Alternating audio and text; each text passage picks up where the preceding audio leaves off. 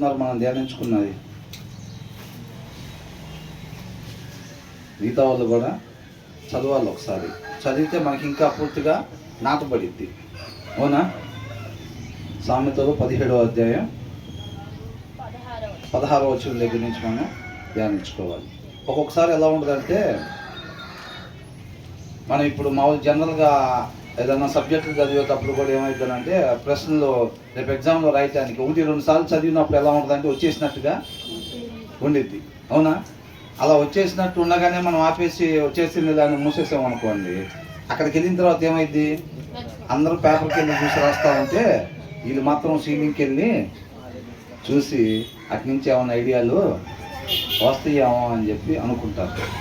కాబట్టి వచ్చేసినట్టుందిలే అని అనుకునే దానికన్నా ఇంకొక 2-3 సార్లు అక్కడ చదవాలి. మనం చదివినప్పుడు ఏమైంది, ఒక పూర్తిగా మనకి వచ్చింది అనమాట. కాబట్టి మనకి ఎక్కడ బ్రేకులు లేకుండా చక్కగా ప్రశ్న చూడంగానే మనం నీట్గా సమాధానం రాసేసుకుంటూ వెళ్ళిపోతాం అనమాట. కాబట్టి మరలా ఒకసారి ఇంటికి వెళ్ళిన తర్వాత ఇక్కడ విన్నప్పుడు ఏంటంటే, ఓకే నెంబర్ 1గా అర్థమైపోయింది, మనం అసలు చూసే పని ఏమీ లేదు అన్నట్టుగానే ఉంటుంది. కానీ ఇంటికి వెళ్ళిన తర్వాత మరలా ఒకసారి చెక్ చేసుకోవాలన్నమాట. ఒకసారి అలా చెక్ చేసుకున్న తర్వాత అది వాక్య సారాంశం ప్రకారంగా అనిపించకపోతే తప్పనిసరిగా ఎవరైనా అడగండి. తర్వాత అయిపోయిన తర్వాత, మధ్యలో కాకుండా అయిపోయిన తర్వాత ఒకసారి అడిగితే దాని ప్రకారం మనం డిస్కషన్ చేసుకొని ముందుకెళ్ళచ్చు. దీంట్లో మనం 14వ వచనంలో ఏం చూసాం ఏంటంట, కలహారము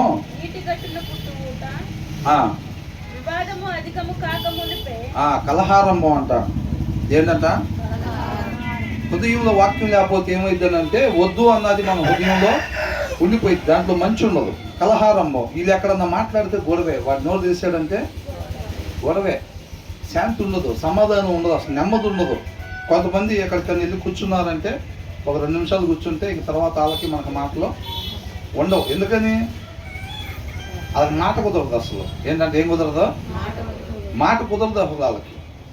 కొత్త వాళ్ళ దగ్గరికి వెళ్ళినా సరే ఒక 2 నిమిషాల నుంచి 5 నిమిషాలు మనం మాట్లాడేమనంటే వాళ్ళకు ఒక అభిప్రాయానికి వచ్చేస్తారు. ఏమని, ఇంకేమతో మాట్లాడకూడదు, మనం ఎవరి దగ్గర టైము స్పెండ్ చేయకూడదు, మనం పద్ధతిగా మాట్లాడదు, ఉన్నది ఉన్నట్టుగా మాట్లాడదు, అవసరం లేని అన్ని మాట్లాడుతూ ఉండిద్ది అని. ఎందుకని, ఎవరి హృదయంలో అయితే వాక్యం లేదో వాళ్ళు అలాంటి నెమ్మది లేకుండా ఉంటారు అనమాట. వాళ్ళు నోరు తెలిసినప్పుడు కలహాలు, డిస్ప్యూట్స్ ఎక్కువ తయారవుతూ ఉంటాయి. అందుకే కొంతమంది అనుకుంటారు, ఏంటో నాకు ఎక్కువ మంది ఫ్రెండ్స్ ఉండరు. ఎందుకని ఉండరు,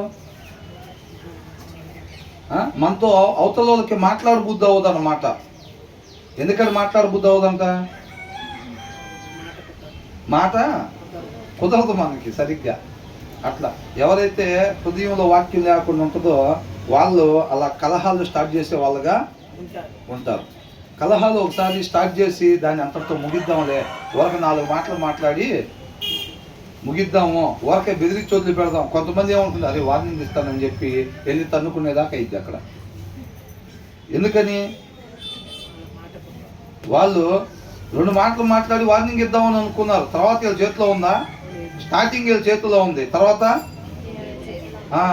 ఇప్పుడు మనం అనుకున్నప్పుడు ఎప్పుడైనా అన్న తల్లిల మధ్యలో కావచ్చు, భార్య భర్తల మధ్యలో కావచ్చు, ఫ్రెండ్స్ మధ్యలో కావచ్చు, ఏమనుకుంటారంటే అవతల వాళ్ళు ఒక మాట అన్నప్పుడు వీళ్ళు కూడా ఒక మాట అంటారు. ఏదో 2-3 మాటలు అది సర్దుమణిపోయింది, తర్వాత ఎవరి పనులు చేసుకుంటామని అనుకుంటారు. అనుకొని అవతల వాళ్ళు ఒకటి అనగానే వీళ్ళు ఆటోమేటిక్ ఏం చేస్తారు, వీళ్ళు 2వ దాన్ని అంటారు. అది చివరి దాకా వెళ్ళింది, తలకాయలు బాధ కొట్టుకునే దాకా వెళ్ళింది అన్న విషయం వాళ్ళకి తెలీదు. అవునా? ఇది ఖచ్చితంగా దీన్ని చివరి ముగింపు ఇలా ఉండిద్దని చెప్తారా, చెప్పలేరు. ఆ మహా అయితే 2 మాటలు అనేది, నేను కూడా 2 మాటలు అంటాను, అది అంతటితో ముగిసిపోయిందిలే అని అనుకుంటారు. అది ఎక్కడ దాకా వెళ్ళిద్ది, అది ఎక్కడికో వీళ్ళిద్దరు ఆపలేని పరిస్థితి అయిపోయింది. నువ్వు వెళ్ళి మాట్లాడిపోయావా, లేకపోతే మనం వెళ్ళి మాట్లాడినా కానీ విందా ఇంక అవతల నా మెంటల్గా ప్రిపేర్ అయిపోయిందని అంటారు. ఒకవేళ వాళ్ళు అడిగితే మనం వెళ్ళి మాట్లాడిన ఉపయోగం లేదు బ్రదర్, ఆయన కొంచెం స్ట్రాంగ్గా డిసైడ్ అయి ఉన్నాడు, ఇప్పుడు నేను వెళ్ళి మాట్లాడినా దాని పెద్ద ఉపయోగం అంటే వీళ్ళిద్దరి చేతిలో ఉందా లేదా, వాళ్ళిద్దరి చేతులు ఏమీ లేదు. వాళ్ళ చేతులు దాటి అవతలకి వెళ్ళిపోయిన దాకా పరిస్థితి తెచ్చుకున్నారు. వీళ్ళు ఏమనుకున్నారు, ఆమె ఏదో ఇంట్లో ఉండి ఆమె స్టార్ట్ చేసింది ఫస్ట్, లేకపోతే ఆయన స్టార్ట్ చేశాడు ఫస్ట్. స్టార్ట్ చేయగానే ఈయన ఊరుకున్నవాడు ఉన్నాడు, ఏమన్నాడు, ఆటోమేటిక్గా ఒక మాట అనేసాడు. అదంత దూరం పోయిద్దని తెలియక. కాబట్టి వాక్యమైన దేవుడు ముందే ఆ జ్ఞానాన్ని ఇస్తున్నాడు మనకి. ఏంటంట, కలహారంభం ఎలాంటిదంట, is like breaching a dam అని అంటున్నాడు. కాబట్టి దాని జోలి పోకుండా నీకు ఎప్పుడైతే ఈ వాక్యం మధ్యలో ఉండిద్దో ఇమ్మీడియట్గా బ్రేక్ చేయాలన్నమాట. దాన్ని అంతటితో ఆపాలి. మన దగ్గర డైలాగ్ లాగ్గా ఆగిపోయింది. నేను 2 మాటలు అనేసరికి ఒక్క మాటతో నోరు మూసాడు, లేకపోతే నేను 2 మాటలు అనేసరికి ఒక్క మాటతో నోరు మూసిందామా అంటే తగ్గింది. ఓటమి ఒప్పుకుంది. ఓటమి ఒప్పుకోవటం కాదు. ఎవరు గొప్పోళ్ళు, వాక్యాన్ని అనుసరించే వాళ్ళు గొప్పోళ్ళు. ఒక్క మాటతో ముగిచింది అవతలా అని అంటే భయపడో బెదిరిపోయో మాటలేకో కాదు, వాక్యాన్ని మనం అనుసరించాలి. ఒక మనిషి వాక్యాన్ని అనుసరించాలి. కాబట్టి అంతటితో ఆపేసింది. తను ఆపగానే తనకు కూడా ఇమ్మీడియట్గా వచ్చిన గుర్తు రావాలన్నమాట. మాట్లాడగలిగిందేనే, 20 మాటలైనా 50 మాటలైనా మాట్లాడగలిగిందే కదా. ఏంటి ఒక్క మాట దగ్గర ఆపేసింది? నేను 2వ మాట అన్నా 3వ మాట కూడా అన్నాను కదా. ఎందుక ఇమ్మీడియట్గా ఆ మాట ఆ వచనం ఈయనకి స్ట్రైక్ అవ్వాలి. ఈయన కూడా ఏం చేయాలి, ఇమ్మీడియట్గా ఆపేసుకోవాలి. అవునా? అప్పుడు వాళ్ళిద్దరూ చక్కగా ఇద్దరు కూడా జీవాన్ని కలిగి ఉంటారు. లేకపోతే కలహాలు వచ్చేసి అది ఆటోమేటిక్గా పెద్ద మ్యాటర్ అయిపోయి పరిస్థితులు చేతులు దాటిపోయే పరిస్థితి అయింది అనమాట. ఏదైనా సబ్జెక్ట్ ఏదన్నా కానివ్వండి, అది వంకాయలు కట్ చేసే దగ్గర అయిందా, లేకపోతే తలుపులు వేసే దగ్గర అయిందా, లేకపోతే ఇంకో దగ్గర అయిందా, ఇంకో దగ్గర మ్యాటర్ ఏదైనా కావచ్చు. కానీ కలహం అనేది వాక్యానుసారమైంది కాదు. సమాధానమే వాక్యానుసారమైంది. కాబట్టి ఇప్పుడు తర్వాత 15వ విషయం, దోషిని నిర్దోషిగా, నిర్దోషిని దోషిగా అని అంటే న్యాయాన్ని మార్చకూడదు ఎప్పుడు కూడా. అవునా? తప్పు చేసిన ఏమనాలి, తప్పు చేశాడనే అనాలి, చేయని వాళ్ళనే చేయలేదని చెప్పాలి. అది న్యాయం. అది వాళ్ళు ఎవరు, మన వల్ల, మన పార్టీ వల్ల, లేకపోతే వేరే వల్ల. మన పార్టీ వాళ్ళు అయితే ట్విస్టింగ్ ఏం చేస్తారు, ట్విస్టింగ్ చేస్తారు. వాడే వచ్చి మనల్ని గుద్దాడని స్టేషన్కి ఒక మాట ఫోన్ చేసి చెప్తే వాళ్ళు అట్లాగా రాసుకుంటారు. అవునా కదా? దాన్ని బట్టి న్యాయం. మనం ఆయన వల్లే ఉండాలంటే ఆయన మొహాలు చూసి తీర్పునిచ్చేవాడు కాదు. మనం కూడా మొహాలు చూసి కాదు, అక్కడ న్యాయాన్ని బట్టే మనం మాట్లాడే వాళ్ళంగా ఉండాలి. అదే కదా మన ఈ లోకానికి వెలుగు అంటే. అవునా? డబ్బులు తీసుకొని అన్యాయ సాక్ష్యాలు చెప్పేవాళ్ళు అనేక మంది ఉంటారు. ఒక ఆఫీసులో కావచ్చు, ఎక్కడైనా ఒక పొలం దగ్గర కావచ్చు, ఎక్కడైనా సరే క్రైస్తవులు 10 మంది చేస్తున్నారు అంటే ఆ ఆఫీస్లో లైట్లలాగా ఉండాలన్నమాట. చూసామా? ఇప్పుడు మనం ఒక దగ్గరికి వెళ్ళామనుకోండి, ఒక ఆడిటోరియంకి వెళ్తే వాళ్ళు ఏం చేస్తారు, సీలింగ్లో ఓ 10 లైట్లు పెడతారు ఆ హాల్ మొత్తానికి కాంతి రావటం కోసం. అర్థమవుతుందండి? కాబట్టి ఓ 10 మంది క్రైస్తవులు అక్కడ నిజమైన క్రైస్తవులు అని నేను చెప్పేది. నిజమైన క్రైస్తవులు అంటే ఎవరు? వాక్యాన్ని అనుసరించే వాళ్ళు.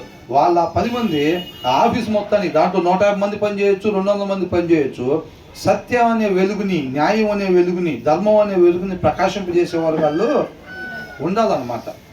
అవునా కదా? ఎవరో ఒకరు సువార్త చెప్తుంటేనే కదా మనం కూడా రక్షణలోకి వచ్చింది. అవునా కదా? తండ్రి ఆకర్షింపబోతే కుమారుడు దగ్గరికి ఎవరో రారు. కాబట్టి రక్షణ ఆయన కృప వల్లనే వచ్చింది. కాకపోతే నేటి దినాల్లో ఆయన కుమారుడు ద్వారా ఇంకా ఎవరో ఒకరి ద్వారా దేవుడు మనతో మాట్లాడుతూ ఉంటారు అన్నమాట. కాబట్టి మన ద్వారా కూడా ఇంకెవరెవరైతే రక్షణ పొందుకోవాలనేది దేవుడి ఉద్దేశమైందో వాళ్ళందరినీ రక్షణలోకి నడిపించాలి అనే ఒక ఆశ కలిగి ఆయన ఆశ్రయించేవారుగా ఉండాలన్నమాట మనం. కాబట్టి న్యాయాన్ని మార్చేసే వాళ్ళంగా మనం ఎక్కడ ఉండకూడదు. మనం ఎక్కడున్నా సరే మనం న్యాయంగానే ఉండాలి, పరిస్థితి ఏదైనా కానీ. అవునా? తర్వాత ఏం జరిగింది అనేది మనకి అనవసరం. మన జీవిత విధానం ఒకటే, ఏంటంట, న్యాయంగా ధర్మంగా ఉండటమే. తర్వాత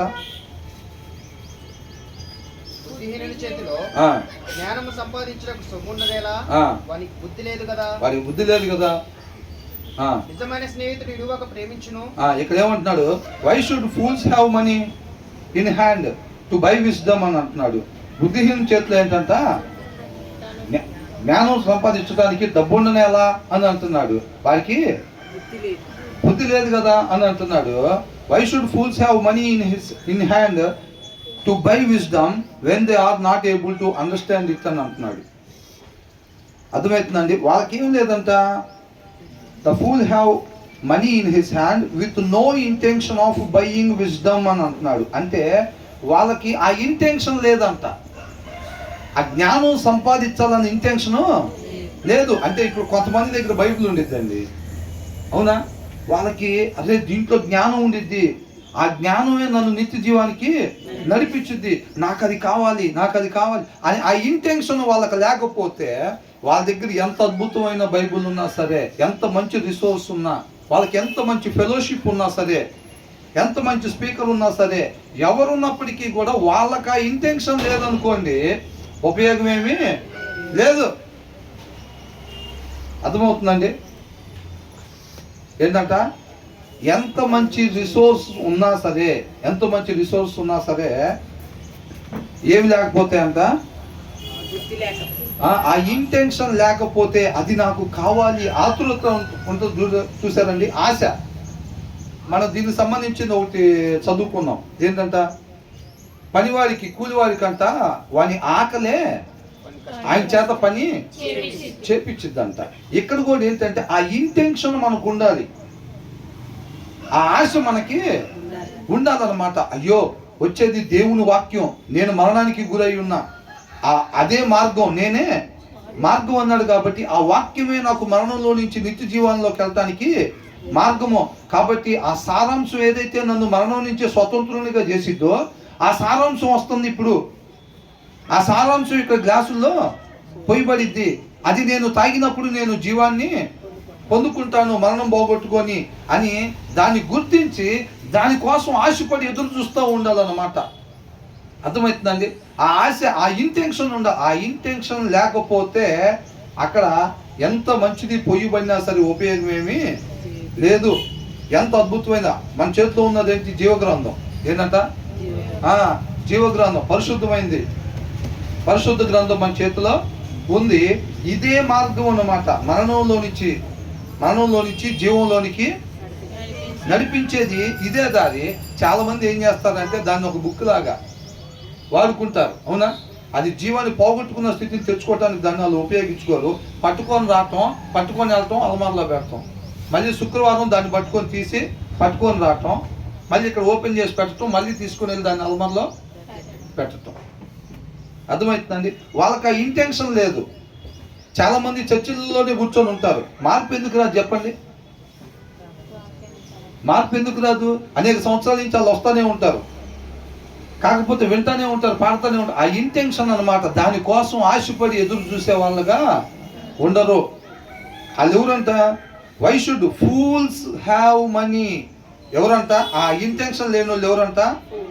ఫూల్స్, మూర్ఖులు అని అంటున్నాడు. వాళ్ళు ఉండొచ్చు, ఫెలోషిప్ లోనే ఉండొచ్చు, క్రైస్తవులుగానే పుట్టుండొచ్చు, బాప్తిసం కూడా తీసుకొని ఉండొచ్చు. వాళ్ళకి ఆ ఇంటెన్షన్ లేకపోతే, ఎస్ అది నన్ను జీవాన్ని ఇచ్చిద్ది, ఆ వాక్య సారాంశం నాకు జీవాన్ని ఇచ్చిద్ది, అది నాకు కావాలి అనే ఒక ఆశ, ఆతృత లేకపోతే మాత్రం నువ్వు ఎంత మంచి ఫెలోషిప్ లో ఉన్నా సరే, ఎక్కడున్నా సరే ఉపయోగం ఏమీ లేదు. అది మూర్ఖులతో సమానమే. వైట్ షర్ట్ వేసుకురావచ్చుగాక, లేకపోతే తల మీద ముసుగులు వేయొచ్చుగాక, మనకు ఆ ఆశ లేకపోతే, దాని విలువ తెలుసుకోలేకపోతే మాత్రం మనకి మూర్ఖులతోటే సమానము అని అంటున్నాడు. Why should fools have money. వాళ్ళ చేతిలో డబ్బు ఉంది అయినా సరే, అంటే రిసోర్స్ ఉంది డబ్బు అంటే, అవునా. వాళ్ళ చేతిలో బైబిల్ ఉంది, జీవాన్ని ఇచ్చే బైబిల్ ఉంది. వాళ్ళు దాన్ని పొందుకోవాలి. ఎస్, నేను దీన్ని భుజిస్తేనే నేను జీవాన్ని పొందుకుంటాను అని చెప్పి దానికి ఇంటెన్షన్ వాళ్ళకి లేకపోతే మాత్రం, వాళ్ళు ఏ ప్రదేశంలో ఉన్నా, వాళ్ళ ముందు ఎంత అద్భుతమైన అవకాశాలు ఉన్నా, వాళ్ళ దగ్గర ఎంత మంచి స్పీకర్ ఉన్నా, వాళ్ళ దగ్గర ఎంత మంచి ఫెలోషిప్లోకి వాళ్ళు వస్తున్నా సరే, వాళ్ళకి ఆ ఇంటెన్షన్ లేకపోతే మాత్రం ఉపయోగం ఏమీ లేదు. ఇక్కడ it is senseless to pay to educate అని అంటున్నాడు. ఇట్ ఈస్ సెన్స్లెస్, ఉపయోగం లేదు. To pay to educate a fool, మూర్ఖుడిని చదివించటం అంట. Since he has no heart for learning అని అంటున్నాడు. నువ్వు 10 లక్షలు ఖరీదు చేసే స్కూల్లో ఈ పిల్లోని సంవత్సరానికి ఎంతంట? 10 లక్షలు అని అంటే అక్కడ బాగా చెప్తారా చెప్పరా? అద్భుతంగా చెప్పే ఫ్యాకల్టీని వాళ్ళు తీసుకొస్తున్నారు కాబట్టి అంత ఖరీదు ఫీజులు ఉన్నాయి. వాళ్ళకి ఒక్కొక్కరికి అంత పే చేస్తారు అనమాట.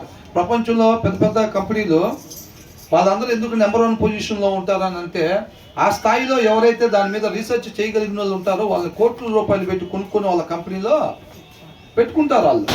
పెట్టుకుంటారు కాబట్టి వాళ్ళకి జీతాలు అంతంత పే చేస్తారు. అంత పెద్ద జ్ఞానులతో దాన్ని పరిశోధన చేసుకొని ఎవరు కనిపెట్టలేని వీళ్ళు కనిపెడుతూ ఉంటారు. అదే అంత జీతం వీళ్ళు మనం ఒక 50,000 పెట్టి చిన్న వాళ్ళు తెచ్చుకుందాం అంటే ఇది చిన్న పరికరాలు, అది కావాల్సిన బోల్ట్లు నెట్లు కనిపెడతారేమో కానీ విమానాలు వాళ్ళు ఈ పెద్ద స్థాయి వాళ్ళు ఉంటారు చూసారని పెద్ద జీతాలు ఇచ్చి పెట్టుకుంటారు కదా, వాళ్ళు పెద్ద విషయాల్ని కనుక్కుంటూ ఉంటారనమాట. అలాగా ఇవాళ 10 లక్షలు ఖరీదు చేసే ఫీజులు ఉండే స్కూల్లో ఒక పిల్లోడిని మనం వేసినా సరే ఆ పేరెంట్స్ ఎంతమంది స్కూల్లో చదివిస్తున్నా వారికి బేసిక్గా నేను చదువుకోవాలి, ఇది నా జీవితానికి ఉపయోగపడిద్ది, ఎలా ఉండాలి, రోడ్ల పక్కన తినకూడదు, అనారోగ్యం వచ్చింది, లేకపోతే ఎలా పడితే అలా బయట మాట్లాడకూడదు, ఓ పద్ధతి కలిగి ఉండాలి, తోటివారిని ప్రేమించి చక్కగా ఉండాలి అని చెప్పి ఇది నాకు ఉపయోగపడుతుంది, ఇది నాకు కావాలి, నేను దీన్ని గ్రాప్ చేసుకోవాలి, ఎంతోమంది మేధావులు కలిసి దీన్ని తయారు చేస్తారని చెప్పి ఆ ఇంటెన్షన్ ఆ స్టూడెంట్కి లేకపోతే అంటే ఎంత పెద్ద స్కూల్ చేసినా సరే ఉపయోగం ఏమీ లేదు అని అంటున్నాడు. It is senseless to pay to educate a pool. అలా కానీ ఉన్నట్టయితే అలాంటి దాన్ని ఉపయోగించుకోలేకపోతే ఆ ప్లేస్లో ఉండి ఇప్పుడు అంత మంచి స్కూల్లో నిజంగా ఆ పిల్లోడు కొద్దిగా ధ్యాస పెట్టి ఇష్టపడి చదివితే అసలు ఎలాంటి మెరిట్ అవుతాడు ఆ పిల్లోడు, ఎంత జ్ఞానాన్ని సంపాదించుకోవచ్చు. అవునా? ఆ ప్లేస్లో ఉండి ఆ పుస్తకాన్ని చదవట్లేదు అనుకోండి, ఎప్పుడు చదవకుండా ఉంటాడు? ఆ ఆశ లేనప్పుడు, ఆ ఇంటెన్షన్ లేనప్పుడు దాన్ని చదవడు. ఏదో మా నాన్నకాడ డబ్బులని ఇట్లా పడేశాడు, నన్ను స్కూల్ ఉన్న వాటిలో టాపే తీసుకొచ్చి దీంట్లో పడేశారు, ఏమున్నదా అని చెప్పి వాడు మోసుకొని వెళ్తూ ఉంటాడు, మోసుకొని వస్తూ ఉంటాడు తప్ప దాని విలువ తెలుసుకోడు, దాన్ని చదవాలని శ్రద్ధ చూపించడు. ఆయన అక్కడ వేసినా సరే 2 మార్కులు వస్తాయి, 100కి 5 లేకపోతే 7 మార్కులు వస్తూ ఉంటాయి అన్నమాట. ఎందుకంటే వాడికి ఆలోచన లేదు. అక్కడ చదువుకుంటే చక్కగా నెంబర్ 1 ఫ్లూయెన్సీ వచ్చింది, నెంబర్ 1 నాలెడ్జ్ గెయిన్ చేసుకోవచ్చు. కానీ నేను శ్రద్ధ పెట్టాడా? ఆ ఇంటెన్షన్ లేకపోవటం వల్ల అవన్నీ కూడా మిస్ అయిపోయాడు అనమాట. కాబట్టి మనం మంచి ఫెలోషిప్కి వెళ్తున్నామా, లేకపోతే మన చేతిలో మంచి బైబుల్ ఉందా లేకపోతే అనేది కాదు, కానీ మనలో ఇంటెన్షన్ ఉంటేనే మనం వివేకులుగా ఉంటాంలే. కానీ లేకపోతే మనకు ఆ ఇంటెన్షన్ లేకపోతే మనం ఎవరంట? ఫూల్స్ లాగానే, మూర్ఖుల్లాగానే ఉంటాము. కాబట్టి మనం ఉన్న ప్రదేశాన్ని బట్టి కాదండి, మనలో ఇంటెన్షన్ బట్టి అన్నమాట మనం వివేకులుగా ఉండేది. ఎంతమందికి అర్థమైంది ఇది? తర్వాత నిజమైన స్నేహితుడు విడువక ప్రేమించును. ఏంటంట నిజమైన స్నేహితుడికి ఎలా ఉంటాడో ఒక మాటలో చెప్పారు. ఎలా ఉంటాడంట? సహోదరుడుగా. కొంతమంది ఉంటారు స్నేహితులు ఎలాగా, అవసరాన్ని బట్టి స్నేహితులు. 3 రోజుల తర్వాత అక్కతో పని ఉంది, అన్నతో పని ఉంది అంటే ఇప్పటి నుంచే ఫ్రెండ్షిప్ స్టార్ట్ చేస్తారు. వాడి ముందే మైండ్లో ఫిక్స్ అయి ఉంటాడు అవసరం తీరిందాకా 3 రోజుల దాకా. అవునా? ఎల్లుండి ఒకవేళ కారు అవసరం పడింది అనుకో, ఎల్లుండి కారు అవసరం పడింది, అన్న దగ్గర కారు ఉంది, అన్నని కారు అడగాలి ఎల్లుండి అని అయితే ఇప్పటి నుంచే అన్న ఏం సంగతులు, అక్క ఏంటి సంగతులు అని అంటారు. ఎందుకని? వాళ్ళకప్పుడే తెలీదు. ఏంటి ఎప్పుడు ఫోన్ చేయండి, వాళ్ళు ఫోన్ చేశాడు, సరేలే గుర్తొచ్చామేమో, ఎప్పుడో మనం ఏదో మంచి చేస్తుంటే గుర్తొచ్చామేమో అని ఇల్లు మూసుకుంటారు. అసలు సంగతి ఏంటి? సాయంత్రం కూడా ఒకసారి చేస్తారు, కుదిరితే రేపు కూడా ఒకసారి చేస్తారు. అసలు సంగతి ఏంటంటే ఎల్లుండి వ్యవహారం. ఎల్లుండి ఆటోమేటిక్గా చిన్నగా కారు కావాలన్న ఒకసారి, కారు కావాలక్క ఒకసారి, లేకపోతే ఏం లేదక్క కొంచెం మీ ఇంట్లో అది ఉంది కదా, ఎల్లుండి ఫంక్షన్ ఉంది ఒకసారి నీది మొన్న కొన్నవే ఆ శారీ ఇస్తావేమో కొద్దిగా ఫంక్షన్కి వేసుకెళ్దాం.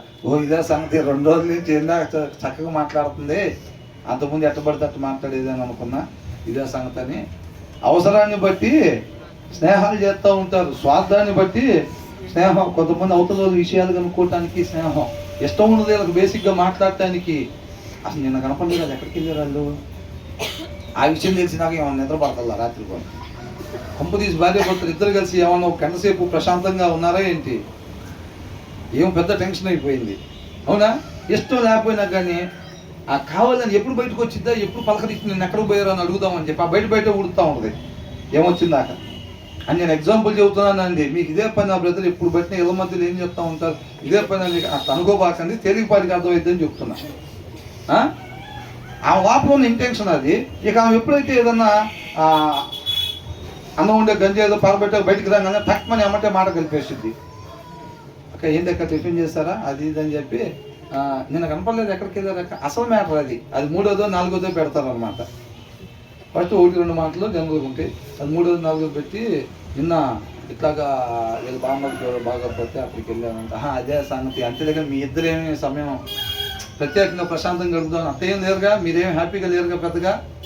అక్కడ పోయారంటే మీకు ఆయిల్ డబ్బులు అయి ఉంటాయి, వాళ్ళకి ఎంతో కొంత ఫ్రూట్స్ తీసుకెళ్ళి ఉంటారు, కొంత ఖర్చు అయి ఉంటుంది, అయితే పర్వాలన్నా ఏంటంట అయితే పర్వాలేదు నాకు అని చాలామంది అట్లా కనుక్కుంటారు అన్నమాట. ఆ స్నేహాన్ని బట్టి కాదు. నిజమైన స్నేహితుడు ఎలా ఉంటాడంట, విడువక వాళ్ళ దగ్గర డబ్బులు అయిపోయినాయి, వాళ్ళ ఇంట్లో బియ్యం అయిపోయినాయి, నేను కిటికీలో చిన్నపడుతుంటే ఇవాళ మనం పలకనీయకూడదు వస్తున్నాయి ఏంటంట, ఇవాళ మనం పలకనీయకూడదు, వాళ్ళ ఇంట్లో బియ్యం నేను ఇందాక మాట్లాడుకుంటున్నారు, ఖచ్చితంగా నేను బయట కనపడ్డానంటే ఆమె అడిగిద్ది, అక్క 1 కేజీ బియ్యం అక్క ఆయన బస్తా తీసుకురాగలి మళ్ళీ ఇస్తాననేది. మనం అసలు బయటికి పోకూడదు ఇవాళ. అలాంటి గంజి గింజ నుంచి ఇంట్లోనే బాగా పూసుకొని సాయంత్రం తీసుకుని వెళ్ళి బయటికి వెళ్ళి తప్ప బయటికి మాత్రం పోకూడదని అనుకుంటారు. వాళ్ళ నిజమైన స్నేహితుడు.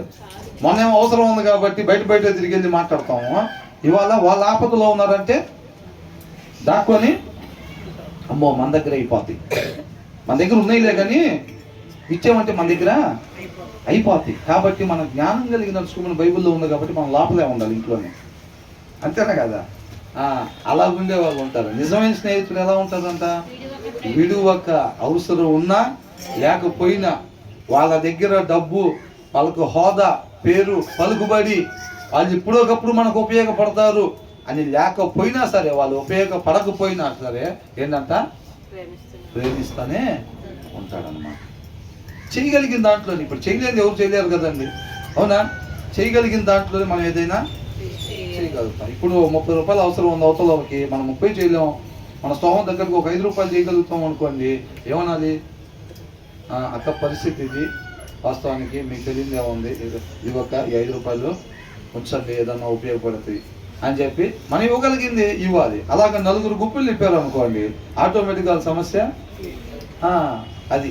ఇందాక నేను వచ్చినప్పుడు బ్రదర్లు చెప్తున్నారు ఏంటంట, మాటలతో కాకుండా క్రియలతో. ఆయన ఎలాంటి దేవుడు అంట, క్రియలు ఉన్న దేవుడు, అవునా కదా. క్రియలు ఉన్న ప్రేమ నీది అని చెప్పి పాట కూడా ఉంది కదా.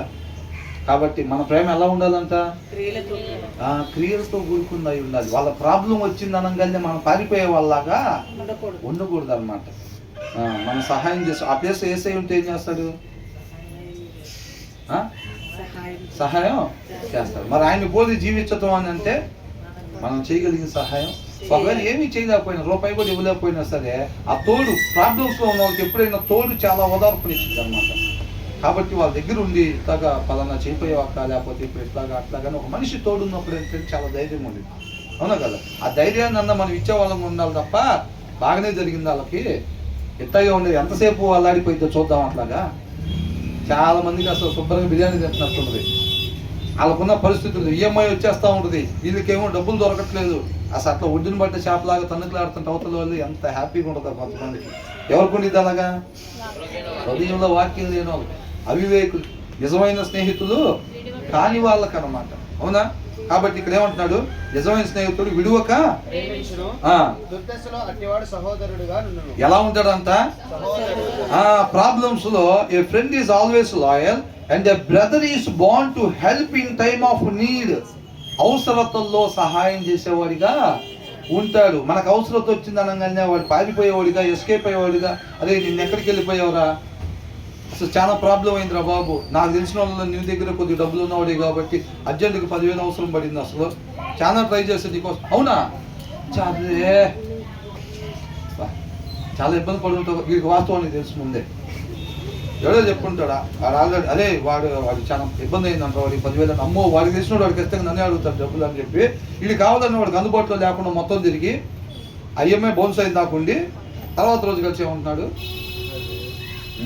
అవునా అదే నాకు తెలియదురా నిజంగా అసలు అంటే, నీకు తెలియదులేరా, లేకపోతే నువ్వు ఉండేవాడివి, సహాయం చేసేవాడివే, ఎందుకంటే వాడి ముందు అంత బిల్డప్ ఇస్తాం మిగతా టైంలో మనం, అది డౌట్ కూడా రానంతగా బిల్డప్ ఇస్తాం కాబట్టి నువ్వు చేస్తావు లేరా ఉంటే కనుక, అది నువ్వు లేవు కదా చేసేది ఏముంది, వాళ్ళు వచ్చి బండి తీసుకెళ్ళారంట ఏంటంట, అలా ఉండేది. కాబట్టి మనం అలాంటి దొంగ ప్రేమ కాకుండా లోక ప్రేమలు ఇంతే ఉంటాయి, అవునా కదండి.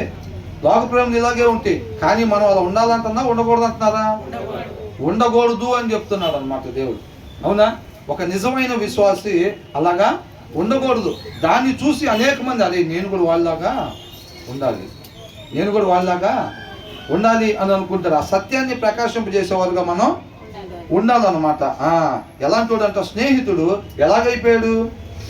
And the brother is bound to them అని అంటున్నాడు, ఒక సహోదరులాగా. అర్థమవుతుందండి? అంటే దీన్ని బట్టి మనకి ఏం చెప్తున్నాడంటే మంచి సమరయుల్లాగా ఉండమని. అవసరతల్లో ఉన్న వాళ్ళకి మంచి సమయంలో ఏం చేశాడు? సహాయం చేశాడు అనమాట. కాబట్టి పారిపోయే వాళ్ళలాగా, అవసరం ఉంటేనే కలిసే వాళ్ళలాగా కాకుండా మంచి సమరయుల్లాగా మనం ఉండాలన్నమాట. అర్థమవుతుందా? ఇందాక వచ్చిన ఏం చూసాం? ఎంత మంచి రిసోర్స్ ఉన్నా సరే మనలో ఆ ఇంటెన్షన్ లేకపోతే, మనకు ఆతృత లేకపోతే, ఆ ఆశ మనలో లేకపోతే మాత్రం ఎంత అద్భుతమైన వాక్యం చెప్పబడుతున్నా, జీవాన్ని ఇచ్చే బైబిల్ మన చేతిలో ఉన్నా సరే మనం మూర్ఖుల్లాగానే ఉంటాము. ఆ ఇంటెన్షన్ మనకు ఉండాలన్నమాట. అవునా?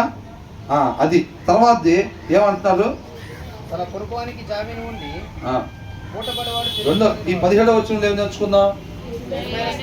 మంచి సమరయులాగా మనం ఉండాలి, అంతే తప్ప అవసరతను బట్టి వాటిని బట్టి మన స్నేహితుల్లాగా ఉండకూడదు. ఈ అన్ని లక్షణాలు ఏంటంటే అండి నిజమైన విశ్వాసి. మొన్న అనుకున్నాం కదా, ఏం చూసాం మొన్న? ఎవరైతే ఇరువురి మధ్యలో ప్రేమని వృద్ధి చెందగోరుచున్నాడో వాళ్ళు చేయాల్సిన పనులు ఇవన్నీ. అట్లేం కాదురా, ఉన్న 4 రోజులు నలుగురు మోసం చేసైనా గట్టిగా సంపాదించాలి, లగ్జరీగా బతకాలనుకునేవాడు ఏం చేయాల్సిన పని ఏమీ లేదు. మంచిగా ఉండాలి అని అనుకోండి. ఒక మనిషి ఎలా జీవించాలో, నేను అలాగ మాత్రమే జీవించాలనే ఆశ ఆలోచన ఎవరికైతే ఉంటుందో వాళ్ళు ఎలా ఉండాలో చెప్తున్నారు అన్నమాట ఇవన్నీ. అవునా? ఎంతమంది ఇష్టపడుతున్నారు అట్లా? దేవుడు ఒక మనిషి ఎలాగా మాత్రమే జీవించాలని చెప్తున్నాడో అలాగే జీవించాలని ఆశపడేవాళ్ళు. కాబట్టి హృదయం అనే మీ పలక మీద రాసుకోండి. జస్ట్ నోట్సుల్లో రాసుకోవటం వల్ల అట్లా ఇట్లా చేసి వదిలిపెట్టుకోకుండా మనం విలువైన దాన్ని ఏం చేస్తాం? బీరోతాలు ఎక్కడ పడితే అక్కడ పెడతామా? ఎక్కడో దగ్గర పెట్టరా అంటామా? పిల్లల్ని జాగ్రత్తగా ఒక ప్లేస్లో పెట్టుకుంటాం. కాబట్టి ఏమంటే బీరువాలో మహా అయితే డబ్బులో బంగారం ఏదో ఉంది, దానికి సంబంధించిన తాళం ఎంత జాగ్రత్తగా పెడితే జీవాన్ని ఇచ్చేది ఇది. ఆ సారాంశం మనం ఎక్కడ రాసుకోవాలి? హృదయంలో రాసుకోవాలి. ఆ ఆలోచన ఆశ ఉండేవాళ్ళు అనమాట. తర్వాత ఏమంటున్నారు? తన పొరుగువానికి జామీను ఉండి పూటబడవాడు, తెలివి మాలిన వాడు, కలహప్రియుడు, దుర్మార్గ ప్రియుడు. ఏం చేస్తాడంట? One who has no sense. No sense అంటే వివేకము లేనివాడు. ఇవన్నీ ఎక్కడ దొరుకుతాయి? ఆ ఇంటెన్షన్ రావాలంటే మనం ఎందుకు చూసాం కదా, 16వ వచనంలో చూసాం. ఆ ఇంటెన్షన్ రావాలంటే దేవుని వాక్యంలోనే దొరికింది. అవునా? 17వ వచనంలో చూసాం. 17వ వచనంలో ఏమిటంట? ఒక మంచి సమరయుడిలాగా మనం అలా ఉండాలంటే ఫస్ట్ ఆ మంచి అనేది మనలో ఉండాలి. అవునా కదా? మంచి సమరయుడిలాగా ఉండాలని సోమరు కూడా అనుకుంటాడు, కాకపోతే ఆ మంచి ఆయన హృదయంలో పెట్టుకోడు ఫస్ట్. అది వాక్యమై ఉన్న దేవునిలో ఉండిద్ది ఆ మంచి. కాబట్టి ఆ వాక్యాన్ని ఎప్పుడైతే మనం ధ్యానించి అది మనం హృదయంలో పెట్టుకుంటామో అప్పుడు మనం మంచి సమరయుడిలాగా, ఇది చూడాలి అందరం, అప్పుడు మనం మంచి సమరయుడిలాగా ఉండగలుగుతాం. తప్ప ఊరికినే వాక్యం చదువుకొని నేను మంచి సమరయుడిలాగా ఉండాలి, 16వ వచనంలో చెప్పినట్టు నేను ఉండాలి, 17వ వచనంలో ఏ రకంగా ఉండమని చెప్పినా ఆ రకంగా నేను ఉండాలి, 18వ వచనంలో ఏ రకంగా ఉండమని చెప్తున్నారో ఆ రకంగా నేను ఉండాలి. వాక్యం చదవకుండా ఇంటికి పోయిన తర్వాత ఇవాళ చెప్పబడిన అన్నిటిగా నేను ఉండాలి అని అంటే అయిపోయిందా? అవదు. హృదయంలో ఆ మంచి సమరయుడికి ఉండాల్సిన లక్షణాలు కలిగిన దేవుణ్ణి మనం హృదయంలో పెట్టుకోకపోతే ఆ లక్షణాలు మనలో నుంచి బయటికి రావు. అర్థమవుతుందండి? కాబట్టి వీటన్నిటికీ మూలం ఏంటంటే ఆ వాక్యమై ఉన్న దేవుణ్ణి, ఇలాంటి మంచి లక్షణాలు కలిగిన ఆ దేవుణ్ణి మనం హృదయంలో పెట్టుకున్నట్టయితే అప్పుడు ఆయన వలే మనం జీవిస్తాం. అవునా కదా?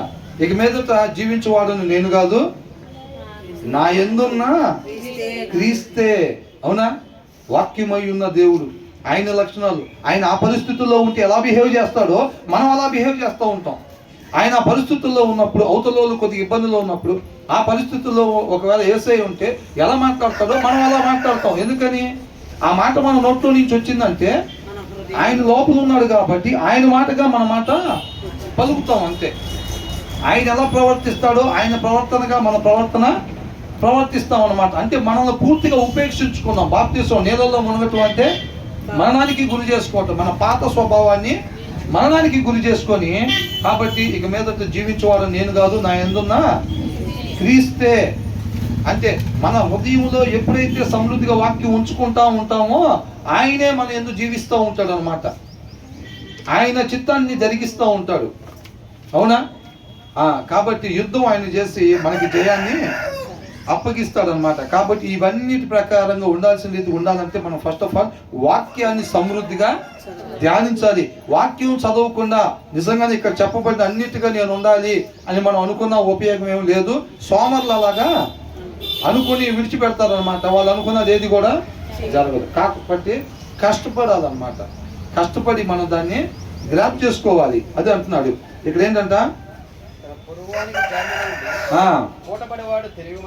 తెలివి మాలినవాడు, ఏంటంట?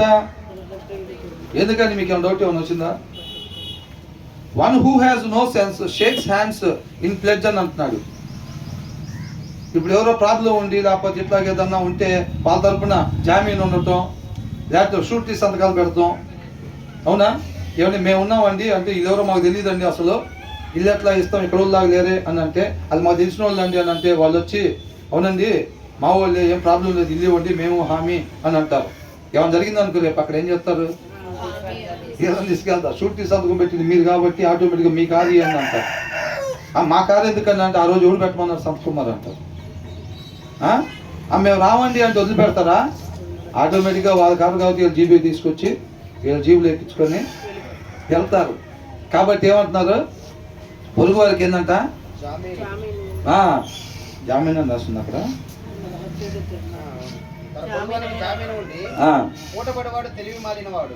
One who has no sense shakes hands అని అంటారు. అంత ముందు కూడా మనం ధ్యానించుకున్నాం దీనికి సంబంధించి. ఏంటంట? In pledge and puts up security for A neighbour అని అంటున్నాడు. తన సహోదరుడికి నేను ఉంటానండి హామీ, నేను షూరిటీ సంతకం పెడతాను అనేది మనం అంతకు ముందు కూడా ధ్యానించుకున్నాం. అలా ఉండకూడదు. అవునా? ఒకవేళ అలా నువ్వు కానీ ఉన్నట్టయితే కనుక నువ్వు వలలో ఇరుక్కున్నవాడివే. పక్షి వలలో ఎట్లాగైతే ఇరుక్కునిద్దో అట్లాగా నువ్వు ఇరుక్కున్నవాడివే. కాబట్టి నువ్వు దాంట్లో నుంచి బయటకు పడాలి అని అనుకుంటే ఏమాత్రం నువ్వు నిద్రపోక ముందే ఇమీడియట్గా పరిగెత్తుకుంటా వెళ్ళిపోయి నువ్వు నేను దాంట్లో నుంచి బయటికి వచ్చేస్తాను, నేను హామీ ఉండట్లేదు, నేను షూరిటీ ఉండట్లేదు అని చెప్పి ఇమ్మీడియట్గా దాంట్లో నుంచి నువ్వు ఒక పక్షి వలలో నుంచి బయటపడినట్టుగా నువ్వు బయట పడిపో అని అంటున్నాడు అనమాట. అర్థమవుతుందండి? ఓల్డ్ టెస్టిమెంట్ ప్రకారంగా అంతే ఉంది. మన సామెతలో 11:15 ఏముంది?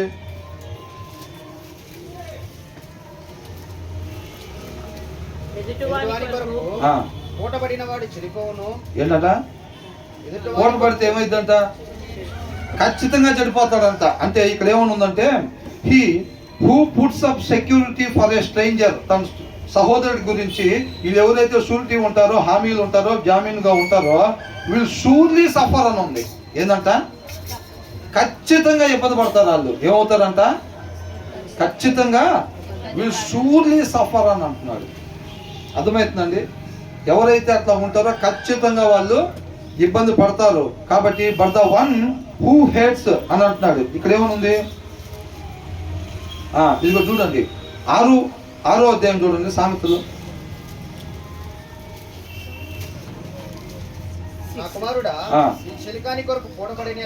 ఏంటంట? జాస్తి ఏంటంట?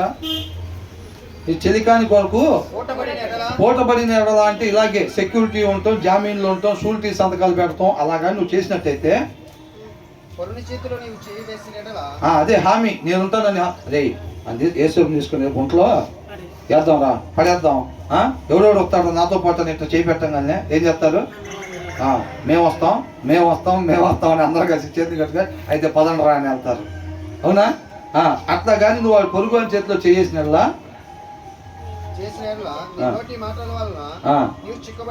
ఏమయ్యాడంట? చిక్కుకున్నాడు. ఆ మాట అదే నేనుంటాను రా హామీ అని నోటితో చెప్పాడు కదా. చెప్పగానే ఏమయ్యాడు? వలలో చిక్కుకున్నాడు అంతే. అట్లా ఎవరైతే షూరిటీ సంతకాలు జామీన్లో ఉంటారో వాళ్ళు ఏమైనట్టంట? వలలో చిక్కుపోయినట్టు. వలలో చిక్కుంటే పక్షికి హాయిగా ఉంటుందా? వల్లే ఉంటుంది, ఎగిరే పని లేదు అనుకునేద్దా? వల అనేది దేనికి చిహ్నం అని అంటే సావుకి కొద్దిగా ముందు వచ్చేది అనమాట అది, అవునా కదా. తర్వాత ఏంటంట, నా కుమారుడు బా ఎట్లా చెప్తున్నాను చూడండి, కొన్ని పదాలు భలే ఉంటాయి కదా అసలు. నీ చిలికాని చేత చిక్కబడితివి, నీవు త్వరపడి వెళ్ళి విడిచిపెట్టమని నీ చిలికాలిని బలవంతము చేయము. ఏం చేయాలంట, ఇమ్మీడియట్ గా నువ్వు వెళ్ళిపోయి నేను దీంట్లో నుంచి బయటికి వచ్చేస్తున్నా, ఈ హామీ నేను ఉండట్లేదు అని చెప్పి నువ్వు ఇమ్మీడియట్ గా బయటకు వచ్చాయి. ఇలాగు చేసి తప్పించుకొనుము, నీ కనులకు నిద్ర అయినను నీ కనురెప్పలకు పురుపాటు అయినను రానియకము. ఎప్పుడంట వెళ్దాంలే నిదానంగా. వాడు ఏదో ఒకటి లాస్ అయిపోయి వాడి షాప్ దివాలా తీసి వాడు ఐపీ పెట్టి ఆడు పారిపోయిన తర్వాత ఆడి కోసం వీళ్ళు ఎతికేటప్పుడు బ్యాంకులు ఎతికిందా వెళ్దాంలే. వాక్యం రాస్తుంది అట్లాగా షూరిటీ ఉండొద్దని రాస్తుంది. సోమరు చేసే పనులు ఏంటంట కొద్దిగా చూడండి, ఎవరన్నా శ్రద్ధ లేకపోతే కళ్ళు మూసుకొని నిద్రపోండి, అంతేలే కానీ డిస్టర్బెన్స్ చేయదు పక్కన. ఏంటంట ఏమనుకుంటా, అరే వాక్యంలో షూరిటీ ఉండకూడదని ఉంది కదా అని చెప్పి గుర్తొచ్చి వెళ్దాంలే, రేపు వెళ్దాం, రేపు వెళ్ళి చెప్దాంలే వాడికి, అదే నేను ఉంటలేదురా హామీ అని చెప్దాంలే అనుకుంటాడు. సోమరు ఏం చేస్తాడు, మళ్ళీ రేపు వచ్చి దానికి ఏం చేస్తాడు, రేపు వెళ్దాం, రేపు ఖచ్చితంగా వెళ్దాం అనుకుంటాడు, అవునా. తర్వాత రోజు వస్తే ఎల్లుండి వస్తే రేపు డెఫినెట్గా వెళ్దాం, ఫస్ట్ పని అదే చేద్దాం రేపు లేకపోగానే అనుకుంటాడు. ఎప్పుడుదా చేస్తాడు అట్లా, వాడు నష్టపోయి ఐపీ పెట్టాడు పారిపోయిన తర్వాత బ్యాంక్ వాళ్ళు వచ్చి ఎదుగుతా నీకోసం ఎవరు వచ్చేదారు ఇందాక అన్న దాకా చేస్తాడు సామరి, అర్థమైందా. వీళ్ళు పారిపోదాం అనుకున్నప్పుడు గుమ్మంకాడ రెడీగా ఉంటారు పోలీసు జీప్ పట్టుకొని, ఫస్ట్ అడిగి జీబులో ఎక్కించారు, తర్వాత తీసుకెళ్ళి వాడు వచ్చిందాక ఇన్ పెడతారు లోపల. అట్లా ప్రాబ్లం అయింది. కాబట్టి నీ కంటికి రానీయకము, నువ్వు అట్లాగా వాడి చేతిలో చెయ్యేసి నేను ఉంటాను హామీ అని చెప్పి నువ్వు ప్రశాంతంగా ఇంటికి వచ్చి నిద్రపోబాక నువ్వు వల్లో ఇరుక్కొని ఉన్నావు, అర్థమవుతుందా. ఒక్కొక్కసారి చూడండి వల్లో బండి కూడా గాలానికి బండి చేపలు కూడా ఒక్కోసారి ఏమవుతాయి మళ్ళీ నీళ్ళలో పడి వెళ్ళిపోతాయి అనమాట. అట్లా నువ్వు తప్పించుకో, నువ్వు అంత డేంజర్లో ఉన్నావు నువ్వు అని అంటున్నారు అనమాట. ఎరుకువాని చేతి నుండి పక్షి తప్పించుకున్నట్లును, ఎలాగంట ఎరుకువాని చేతిలో నుంచి పక్షి నీవు తప్పించుకోను. సోమరి సీమల యొద్దకు వెళ్ళుము. చూసారా, అట్లా తప్పించుకోవాలన్నమాట. కాబట్టి మనం ఎవరికి కూడా ఎలా ఉండకూడదు, హామీలుగా జామీన్లుగా షూరిటీలుగా మనం ఉండకూడదు. నేను అనేది కాదండి, ఓల్డ్ టెస్ట్మెంట్లో క్లియర్గా రాశారుగా, క్లియర్గా రాశారు అలా ఉండొద్దు అని చెప్పి, వాళ్ళు ఖచ్చితంగా ఇబ్బంది పడతారని చెప్పి రాసి ఉంది దాంట్లో. తర్వాత ఏంటంట, కలహప్రియుడు దుర్మార్గప్రియుడు తన వాక్యంలో ఎత్తు చేయవాడు నాశనము వెతుకువాడు. ఇప్పుడు ఈ వచనంలో మనం చూసింది ఏంటంటే one who has no sense, అది అండర్లైన్ చేసుకోవాలి ఫస్ట్, అర్థమవుతుందండి.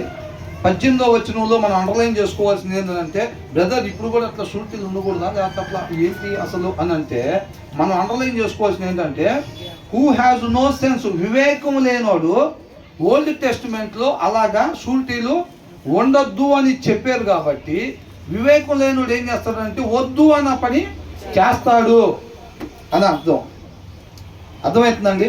వివేకం లేకపోతే ఏం చేస్తాడు, వద్దు అన్న పని చేస్తాడన్నమాట ఖచ్చితంగా. ఇక్కడ ఏమవుతుందంటే అది ఉండాల్సిన వివేకము లేదు, లేనప్పుడు వాళ్ళు ఆ ఓల్డ్ టెస్టిమెంట్ కింద ఉంటారు. కాబట్టి వాళ్ళు ఏం చేస్తున్నారు, ఓల్డ్ టెస్టిమెంట్ ఏం చెప్తుంది, అలా హామీలు అవి ఉండకూడదు అని అంటుంది. కానీ ఈయనేం చేస్తున్నాడంట, హామీ ఉంటున్నాడు. ఎందుకని ఉంటున్నాడు, ఆజ్ఞ అతిక్రమణ ఎందుకు చేస్తున్నాడు, ఈయనకు వివేకం లేదు కాబట్టి వద్దన్న పని చేస్తున్నాడు అనమాట, అర్థమవుతుందండి. మనం అక్కడ అండర్లైన్ చేసుకోవాల్సిన 2 పదాలు ఏంటంటే ఇక్కడ నో సెన్స్, వివేకము లేదు కాబట్టి వద్దన్న పని చేశాడు, అది మనకు చూడాల్సింది. ఇప్పుడు న్యూ టెస్టిమెంట్ ప్రకారంగా మనకి ఏదైతే చెబుతున్నారో అదే వివేకం మనకు లేకపోతే కనుక ఇప్పుడు వద్దని ఏంటి గురించి అయితే చెబుతున్నారో మనం అయ్యి చేస్తామో, అదే వివేకం మనం కలిగి ఉంటే ఆ దినాన వద్దన్న పని వాళ్ళైనా చేయకుండా ఉంటారు. మనం కూడా ఈ దినాన్ని వివేకం కలిగి ఉంటే మనం కూడా ఇప్పుడు ఏదైతే వద్దని చెబుతున్నారో ఆ పనులు మనం చేయకుండా ఉంటాము. ఎంతమందికి అర్థమైంది ఇది? పక్షి వల్ల ఇదంతా స్టోరీ బాగానే గుర్తుందిలే కానీ బ్రదర్ ఇదే కొద్దిగా కన్ఫ్యూజన్ ఉందంటారా? వాళ్ళకి వివేకం లేకపోవటం వలన అట్లా హామీలు ఉండొద్దు అని అంటే వద్దన్న పని చేసాడు అనమాట. అక్కడ ఎగ్జాంపుల్గా దాన్ని తీసుకున్నారు అంతే. ఒక షూటీనా హామీనా జామీనా అనేది ఎగ్జాంపుల్గా తీసుకున్నారు. అక్కడ మెయిన్గా మనకి చెప్తున్న సారాంశం ఏంటంటే వద్దన్న పని చేశాడు. ఎందుకు చేశాడంట? వివేకం లేకపోయేసరికి చేశాడు అనమాట. ఇవాళ కూడా వివేకం లేకపోతే వద్దన్న పని చేస్తాం అన్నమాట. వివేకం ఉంటే చేయాల్సిన పని చేస్తాం. మరి ఆ వివేకం ఎక్కడ దొరికిద్ది? అదే అనమాట. ఇప్పుడు దీంట్లో మనం చెప్పే 18వ వచనం ఏంటంటే ఆ వాక్యం అనే దేవుడు మన హృదయంలో ఉన్నట్టయితే గనక మన వివేకం కలిగి ఉంటాము. ఏది చేయాలో అది మాత్రమే చేస్తాము, వద్దన్న పని చెయ్యము. ప్రతి వచనం కూడా అక్కడే చూపెడుతుంది కదా. అదనమాట. అంటే ఇప్పుడు ఈ టైంలో జామీన్ తీయకూడదు అనుకుంటా, షూటీ తీయకూడదేమో, అది చేయకూడదేమో, ఇది చేయకూడదాం అనేది కాదండి. దీంట్లో ఉన్న సారాంశం ఏంటంటే వివేకం లేకపోతే చేయకూడని పని చేస్తాము అని చెప్పి అర్థమవుతుందండి. తర్వాత ఏంటంట? కుటీల వర్తనుడు మేలు పొందడు. అసలు ఫస్ట్ చూడండి, ఏ వర్తనుడు అంట అంటేనే ఏంది అక్కడ అర్థం? కుటీల వర్తనుడు అంటే ఆ హృదయంలో వాక్యం లేని ఆయన ఎవరి గురించో చెప్తున్నాడు. ఆయన ఏం చేశాడు అది మాత్రం మనం ఎప్పుడు కూడా చేయకూడదు అనేది మనం ప్రిపేర్ అయిపోవాలి ముందే. అర్థమవుతుందా? కుటీల వర్తనుడు మేలు పొందడు. మేలు పొందడు. మూర్ఖముగా మాట్లాడేవాడు కీడులో పడును. కీడులో పడినాడంట. మూర్ఖంగా మాట్లాడేవాడికి ఏమైందంట? కీడులో పడిపోతాడంట. ఇక్కడ చూడండి, who ever loves a quarrel. ఆ కలహాలను ఎవరైతే ప్రేమిస్తారో, కలహాలను ఎవరు ప్రేమిస్తారండి? వాక్యం ఏం చెబుతుంది? కలహాలు జోలి మనం పోకూడదని అంట. అసలు మనం సమాధానం కలిగి ఉండాలి. సమాధానం క్రీస్తులో ఉండిద్ది. కాబట్టి ఆ క్రీస్తుని మనం కలిగి ఉన్నట్టయితే మనం కూడా సమాధానంగా ఉంటాం. క్రీస్తు లేని దగ్గర కలహాలు ఉంటాయి, అవునా? కాబట్టి ఇక్కడ ఏమన్నాడు? Whoever loves a quarrel. కలహాన్ని ఇష్టపడుతున్నాడు అంటేనే దాన్ని బట్టి మనకు అర్థమైపోతుంది ఏమని. ఆయన హృదయంలో వాక్యం నోరు తెరవాలండి. స్నాక్స్ టైంలో అయినా తెలిసేది మనం. బయట అట్లా కావచ్చు కానీ మన దగ్గర అట్లా కాదుగా. మన దగ్గర అలాగా కాదు కదా. మరి ఎందుకని ఒక్కోసారి కాబట్టి ఏమంటున్నాడు? ఈయన కలహాల్ని ప్రేమిస్తున్నాడు. కలహాల్ని ప్రేమిస్తున్నాడు అంటేనే మనకు అర్థమైపోతుంది వాళ్ళ హృదయంలో వాక్యం లేనోడు ఎవడో కానీ, అవునా? ఏమెవరో కానీ హృదయంలో వాక్యం లేనావా కలహాల్ని కోరుకుంటుందంటే అని అనుకుంటారు. వాళ్ళంట whoever loves a quarrel loves sin అని అంటున్నాడు. అంటే ఆ కలహాల్ని ప్రేమించేవాడంట పాపాన్ని ప్రేమించేవాడు అని అంటున్నారు. అర్థమవుతుందండి? కొంతమంది ఏమంటారు, నేను ఎవరైనా ఒకరితో గొడవ పడితే పని ఉండొచ్చు కానీ పాపం అంటే నాకు పడతారా అంటాడు. ఆ రెండు సపరేట్ ఏం కాదంట. నువ్వు ఎప్పుడైతే గొడవ పడుతున్నావో నువ్వు పాపాన్ని ప్రేమిస్తున్నట్టే, పాపంలో ఉన్నట్టే. అర్థమవుతుందండి? ఇక్కడ ఏమన్నాడు? Whoever loves a quarrel loves sin అని అంటున్నాడు. అది వేరు ఇది వేరేమి కాదు.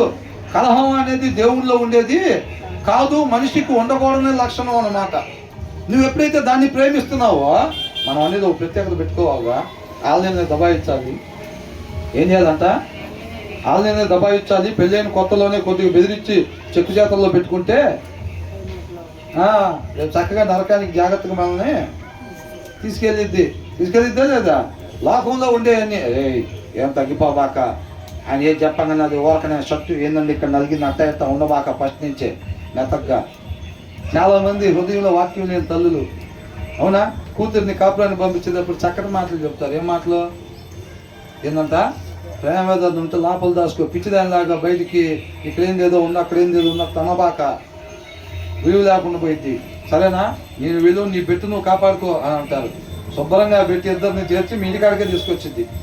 పెట్టగలిగింది అక్కడ ఎందుకులే అని చెప్పి నీ పెట్టి నీ కాడే ఉంచుకో అని చెప్పి జాగ్రత్త తీసుకొచ్చి ఇంటికాడ పెడతాడు. ఒకవేళ కొడుకు చెప్పింది అనుకో, రే చూసుకొని కొంగు పట్టుకొని తిరుగుతా ఉండబాక, ప్రేమలో ఉంటే లోపల ఉంచుకో, అంతేలే కానీ ఊరికనే బంగారంలా చుట్టూ తిరగబాక, ఊర్లో పరుగు పోయింది మనకి అని చెప్పి పంపిస్తారు. ఏంది ఎలా ఉంటే పాపం రెండు మాట్లాడాలి తప్ప ప్రేమ ఉంటే లోపల ఉంచుకోరా, బయటకు అట్లా చెప్పబాకనంట. ఎప్పుడైతే బయటకు తనంగా ప్రేమ లేనివాడు మనకి ఎందుకులే మనవుతా అని చెప్పి వాళ్ళ అమ్మ ఫోన్ చేసి జాగ్రత్తగా తీసుకుని ఇంటికాడ తెంపుకోనా లేదా దాన్ని తీసుకుని వెళ్ళి మన ఇంటికాడ పెట్టమని అంటారు. అవునా కదా? కాబట్టి అలాంటి అందుకనే అంటున్నారు.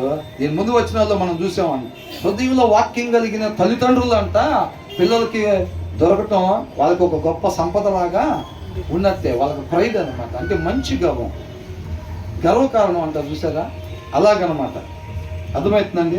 కాబట్టి మనం అలాగుండాలన్నమాట. కలహాలను మనం ఎప్పుడు కూడా ప్రేమించే వారంగా ఉండకూడదు. దీన్ని బట్టి మనకి ఏమర్థం అవుతుందంటే, మనం ఏ ప్రదేశంలో ఉన్నా సరే కలహం అనేది లేకుండా ఉండాలి అని కోరుకోవాలి. అలా కోరుకోవాలి, అలా జరగాలి అంటే ఫస్ట్ ఆ కలహం లేని సమాధానం మన హృదయంలో ఉండాలి. మన హృదయంలో ఆ కలహం అనేది లేకుండా ఉండాలి. అవునా?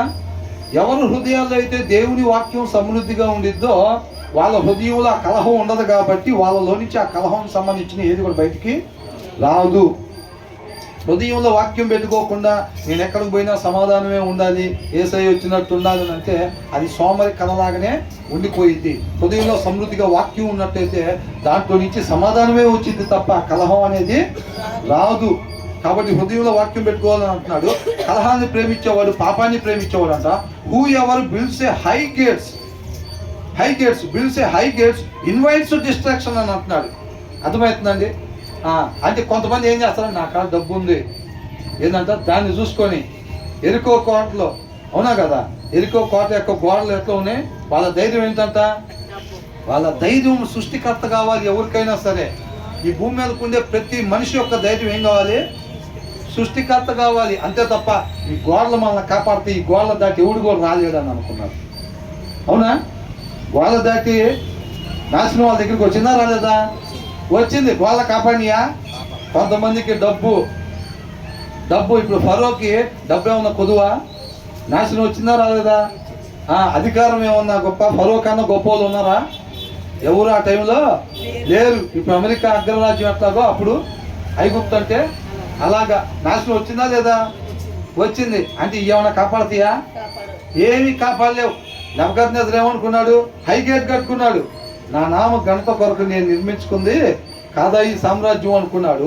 ఇమ్మీడియట్గా ఎవరైతే అట్లా అనుకుంటారో క్రీస్తుని చూసి అతిశయపడకుండా మనకున్న ఆరోగ్యం బట్టి నేను బలంగా ఉంటాను కాబట్టి ఏదైనా వచ్చా తట్టుకుంటా. ఏదంట నాకాడ డబ్బులు ఉన్నాయి కాబట్టి ఏదైనా నేను పెద్ద హాస్పిటల్కి వెళ్ళి చూపించుకుంటా. మా ఇంట్లో నలుగురు రాజకీయ నాయకులు ఉన్నారు కాబట్టి మేము ఏదైనా సరే చేసుకోగలుగుతాం అని చెప్పి దేవుణ్ణి నీ ముందు కోటగా కాకుండా, అందుకే ఆయనే నా కోటని అంటాడు కీర్తనకారుడు. అవునా కదా? ఆయన నీ కోటగా కాకుండా నీకున్న పలుకుబడో లేకపోతే మీ ఇంట్లో డిపార్ట్మెంట్ వాళ్ళు ఎవరైనా ఉంటేనో, నీ కాడ డబ్బు ఉంటేనో, ఆరోగ్యంగా ఉంటేనో దాన్ని బట్టి నువ్వు కానీ కోట కట్టావంటే మాత్రం ఖచ్చితంగా నాశనానికి నువ్వు ఇన్విటేషన్ ఇచ్చినట్టేనంట. ఏంటంట క్లియర్గా రాశారు. బిల్డ్స్ ఏ హై గేట్స్ ఇన్వైట్స్ డిస్ట్రాక్షన్ అంటే. అప్పుడు దాకా డిస్ట్రాక్షన్ నీ దగ్గరికి రావాలని ఆలోచన దానికి లేదు అసలు. నువ్వు ఎప్పుడైతే చూడాల్సిన వైపు చూడకుండా సర్వోన్నతుడి వైపు, సృష్టికర్త నాకు ఆధారం, నా కోట, నా కంచాన్ని ఎప్పుడైతే నువ్వు అనుకోకుండా ఈ లోక సంబంధం ఉన్న దాన్ని దేనిలో చూసి నువ్వు ధైర్యపడతావు చూసావా, అప్పుడు ఇమీడియట్గా నీ దగ్గర డిస్ట్రాక్షన్కి నువ్వు ఆహ్వానం పలికినట్టే అని అంటున్నాడు. నెబుకద్నెజరుకు అప్పుడు దాకా వచ్చిందా నాశనం? అప్పుడు దాకా లేదు. ఆయనకి అది మొత్తం ఎవరు ఇచ్చారు? దేవుడు ఇచ్చాడు. ఆయన అనుకుంటే పోయి యుద్ధం చేసి గెలిచాడా?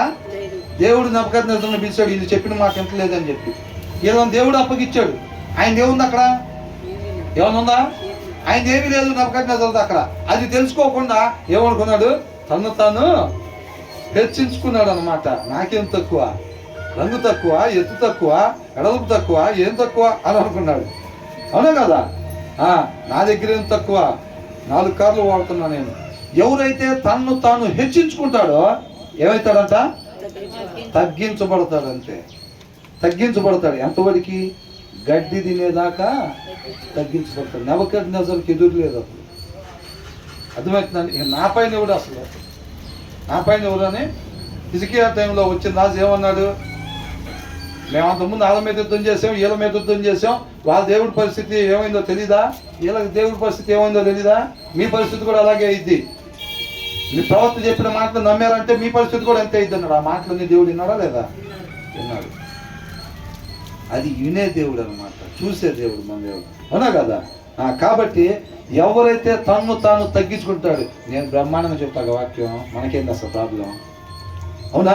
నేను బ్రహ్మాండంగా చెప్తాగా ప్రార్థన, అసలు మనం ప్రార్థన చేస్తే బండలో వెళ్ళిపోవు అని అనుకుంటాం. కొంతమంది పాటలు పాడితే పాట మన తర్వాత ఎవరైనా ఫస్ట్ పేరు మనకే, మనం ఆలస్యంగా వెళ్ళినా ఫస్ట్ పేరు మనదే ఉంటుంది, రెండో పేరు నుంచి రాసుకోవటం ఎవరైనా అన్నట్టుగా ఉంటే, అక్కడి నుంచి రాకపోతే ఇక్కడ ఏంటంట మట్టి కొండలు అయ్యి. ఏంటి మట్టి అంటే కూడా కొద్దిగా పెద్ద మాట అన్నట్టే ధూళి. ధూళి కొండలు పనికొస్తాయి దేనికన్నా, మట్టి కొండలు అనేది దాన్ని పోసుకోవడానికి పనికొస్తాయి. ధూళిని కొండలాగా పట్టుకుందాం అనుకోండి, పోతే కింద పోతాయి, దేనికి పనికిరాంది. అవునా? మనం అందరం కూడా అదే, నేను కాదు, నువ్వు కాదు, ఇంకొకరు కాదు, ఈ భూమి మీద ఉన్న ప్రతి మనిషి కూడా మంచిది చేయగలిగినాడు కాదనమాట. కాబట్టి ఏంటంట, మనకి దాసుడు మన కింద పని చేయటానికి ఉన్నా సరే, దాసుడు లేకపోతే మనం ఎలా పని చేసుకుంటామో అలాగే మనం తగ్గించుకొని ఉండి మన పనులు మనం చేసుకునే వారంగా ఉండాలి. అంటే ఒక నిజమైన విశ్వాసకు ఉండాల్సిన లక్షణం ఏంటంట, తగ్గించుకుని ఉండాలి. ఆ తగ్గింపు ఎక్కడి నుంచి వచ్చింది? యేసయ్య ఎంతకు తగ్గించుకున్నాడండి?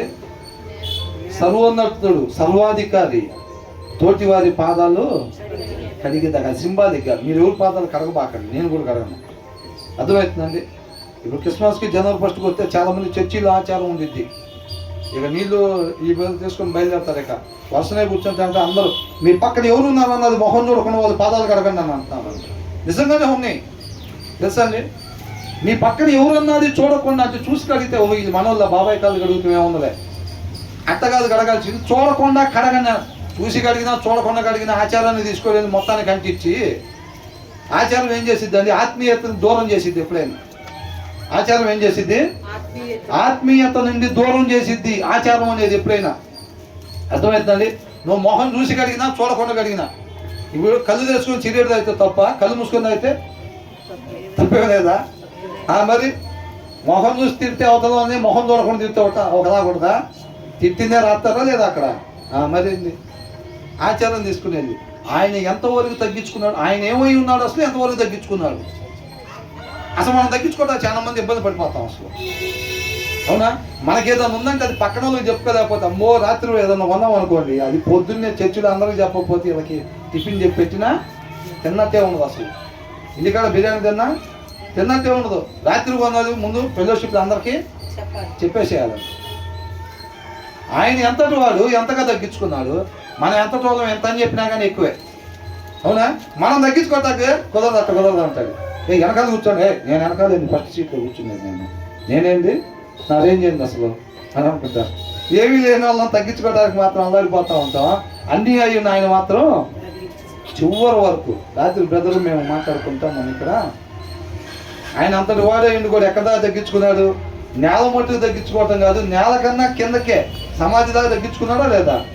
అవునా కదా? నేల లోపల నేల మట్టుకు తగ్గించుకోవటం కాదు, అంతకన్నా నేల కన్నా కింద వరకు తగ్గించుకున్నాడు. కాబట్టి ఆకాశాన్ని గెలుచుకొని పైకి వెళ్ళి అంత ఎత్తు వాళ్ళని ఇప్పుడు ఇలా కొట్టామనుకోండి, ఏమైంది?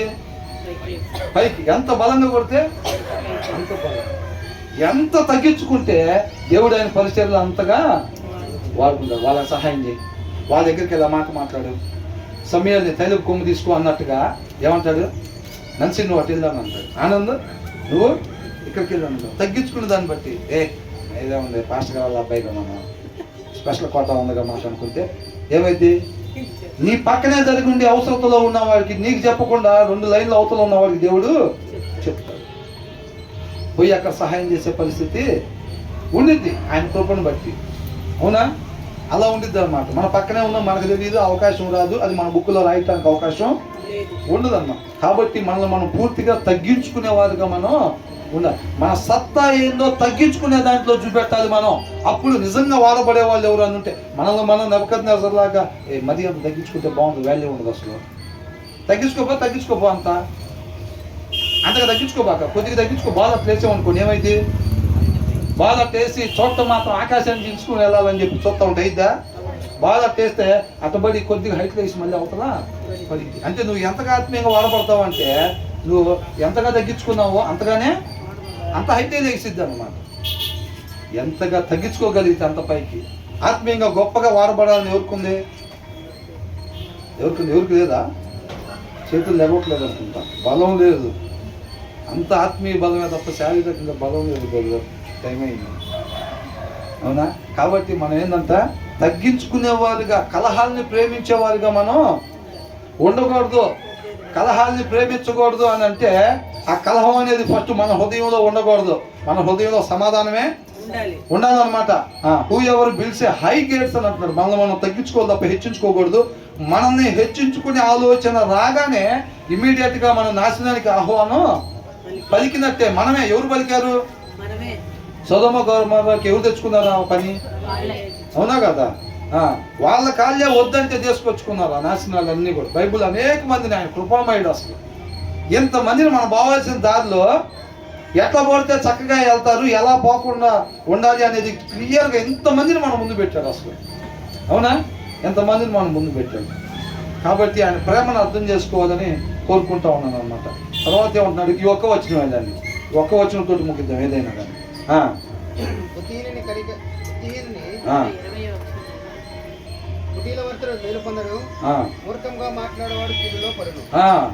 One whose heart is corrupt అని అంటున్నాడు. ఏంటంట?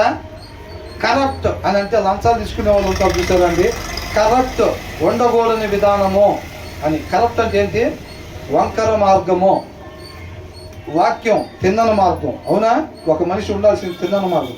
కరప్ట్ అంటే వంకర మార్గం, ఉండకూడని మార్గం అన్నమాట. అర్థమవుతుంది? Ones whose heart is corrupt అని అంటే అలా హృదయం ఏమైపోయిందంట? వంకర మార్గంలో ఉందంట. వంకర మార్గంలో ఉందంటే ఆ హృదయంలో వాక్యం ఉందా లేదా? లేదు. ఎవరి హృదయంలో అయితే వాక్యం ఉండిద్దో చక్కగా ఆ వాక్యమైన దేవుడే డ్రైవింగ్ చేస్తూ ఉంటాడు. ఆయన వంకరగా చేస్తాడా? పర్ఫెక్ట్గా తిన్నగా చేస్తాడు. ఆ హృదయం అంతా వంకర బుద్ధి కలిగి ఉందంట. వంకర బుద్ధి కలిగి ఉందంటేనే అక్కడ డ్రైవింగ్ ఎవరు చేస్తున్నట్టు? వాళ్ళే డ్రైవింగ్ చేస్తున్నట్టు. అవునా? హృదయంలో వాక్యం లేని ఆయన ఒక ఆయన ఉన్నాడంట. ఆయన ఏమవుడంట? డస్ నాట్ ప్రాస్పర్ అని అంటున్నాడు. అర్థమవుతుందండి? ఆయన ఎప్పుడు కూడా వర్ధిల్లడు అని అంటున్నాడు. వర్ధిల్లాలని ఎంతమందికి ఉంది? ఆత్మీయంగా వర్ధిల్లాలని ఎంతమందికి ఉంది? అవునా? ఎవరి హృదయంలో అయితే వాక్యం ఉండదా అంట వాళ్ళు ఎప్పుడు కూడా వర్ధిల్లరు అని ఉంది. అర్థమైందా? ఎవరికైతే నిజంగా వర్ధిల్లాలి ఆత్మీయంగా అని ఉందో వాళ్ళ హృదయంలో వాక్యం ఉంటేనే వాళ్ళు వర్ధిల్లుతారులే. కానీ హృదయంలో వాక్యం లేకుండా, వాక్యం చదవకుండా నేను వర్ధిల్లాలి, ఆత్మీయంగా వర్ధిల్లాలి వర్ధిల్లాలి వర్ధిల్లాలి వర్ధిల్లాలి వర్ధిల్లాలి అని అంటే అయ్యేవి అవ్వవు. కాబట్టి నామకార్థ భక్తిలోకి మనం పోకూడదు. ఎప్పుడు కూడా వాగ్దాన కార్డులో ఉన్నట్టుగా వెనకాలే కోరుకుంటాం మనం. ఉండకూడదు. అజ్ఞానుల్లాగా, అవివేకుల్లాగా అట్లాగా ఉండకూడదు అనమాట. కాబట్టి ఇక్కడ ఏమంటున్నాడు?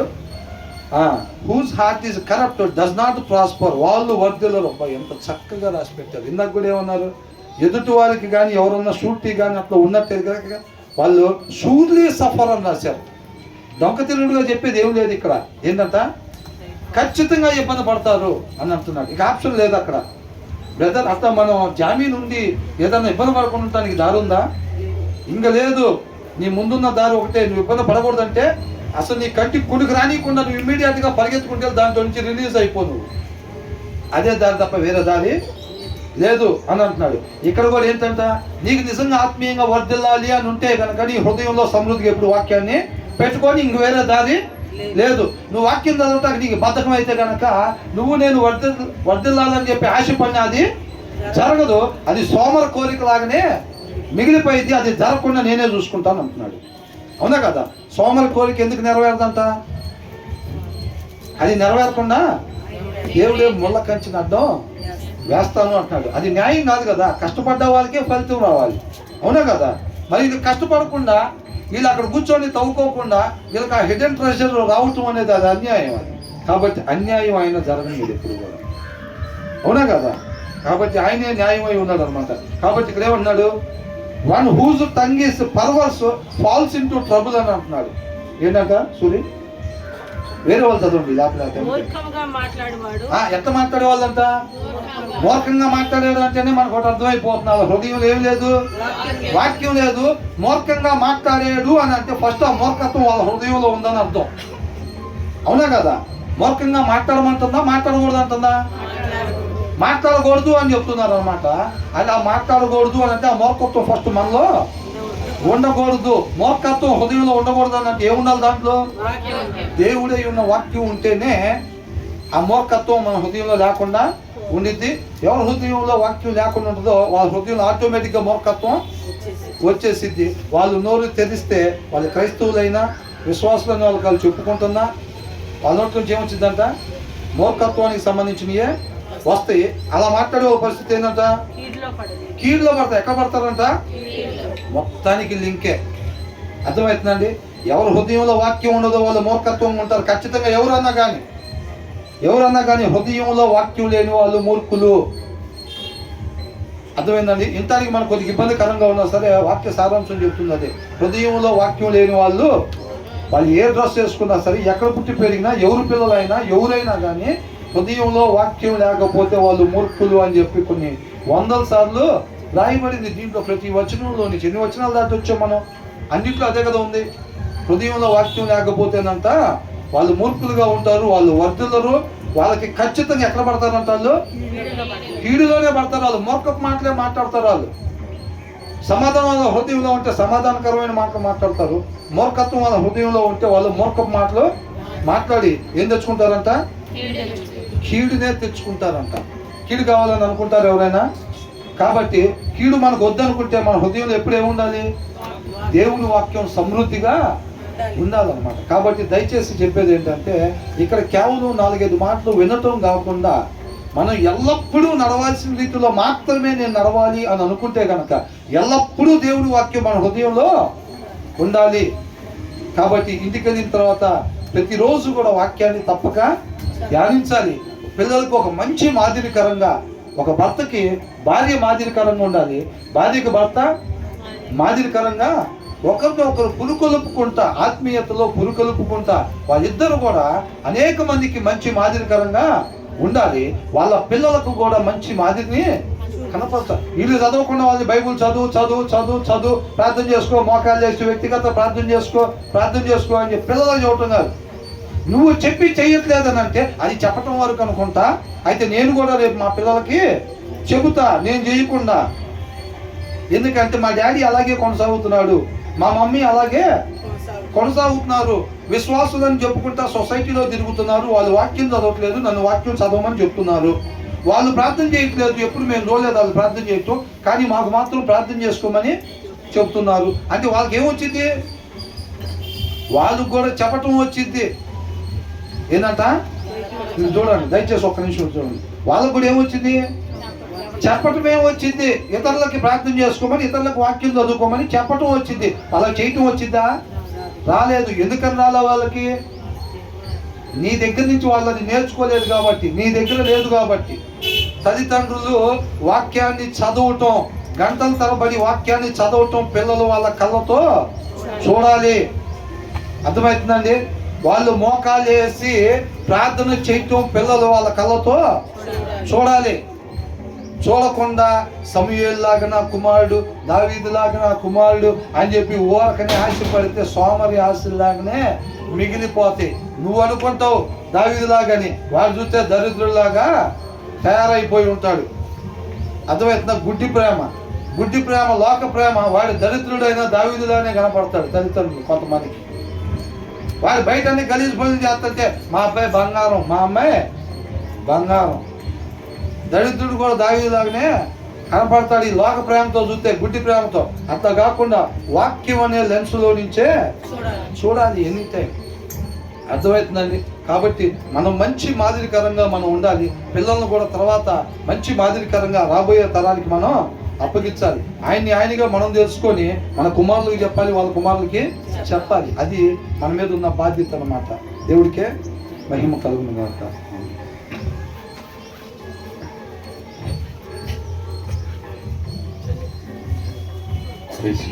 హల్లెలూయా.